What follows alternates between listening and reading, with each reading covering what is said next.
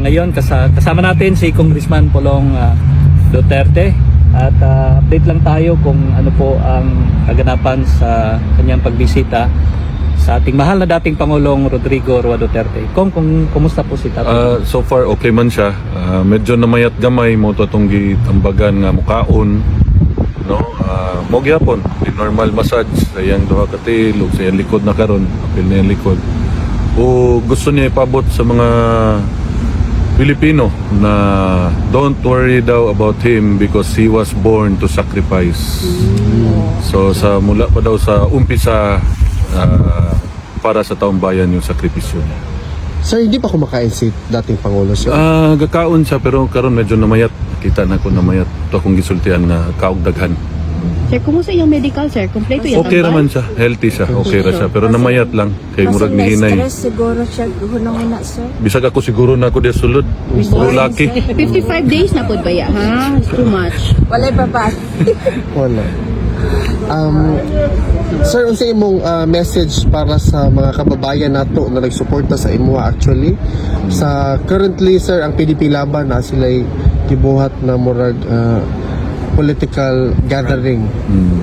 Salamat kayo sa mga Pilipino, labi na sa mga Dabawin yung agasuporta sa ako. Hantod karon, salamat sa inyong pagsalig.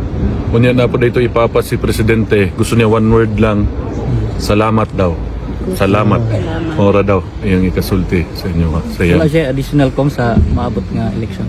Mora to, choose unsa to yung sulti.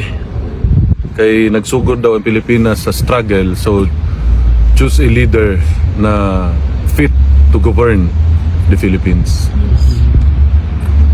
Kung ang Gabriela at makakaliwang grupo na is paimbestigahan ng issue involving you, ano pong masasabi ninyo na sinasakyan ng CPP, NPA, NDF ang issue, ito'y mga grupo kalaban ni dating Pangulong Rodrigo Roa Duterte? Tubangon sa nila lang issues kidnapping.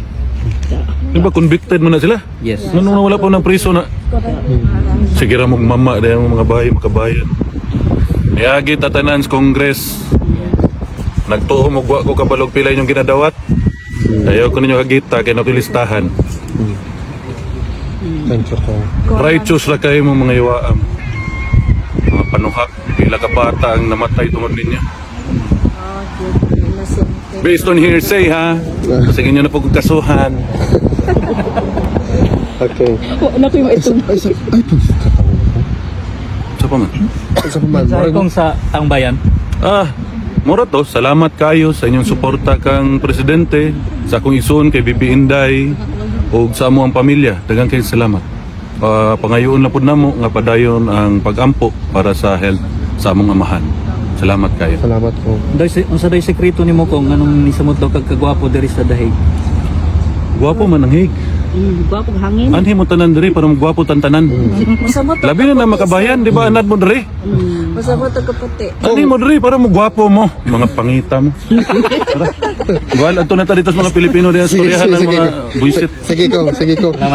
Last, Nana sila gibuhat kundi dauto ng Pilipino. Pila ka bata sa bukid ang inyong atik ng iwaan. sige ko, sige ko. Ha? Salamat ko. Hindi na siya ma-stress. Uy, hindi na ma-stress. Based on hearsay na po ta. Hindi na siya ma-stress. Masuko na po na kong mga abogado na yung mga comment. Salamat kong ha sa imong time karon kong mato na ta sa Duterte Forest ko. Di na wala Duterte Park Forest na po. Ay, by the way, kana Nakatawag ko ng mga security. regarding Ano ko wala may Duterte nga forest ug park dito sa Pilipinas, diri naa na hinuon sa hig.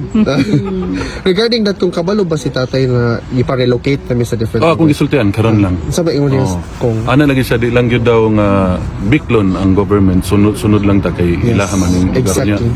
Dili man ni part sa murag private property man. Ipungutan na ganito mga security diri gadula ang mga bata. Public man yung very sir kay magdula-dula lang. Pero naadyo tayo Bayad po ni Duterte taxes Forest ko. there, Sa sir. tayo Duterte So, allowed Park. na- Diha na gyud tama pakagbitin.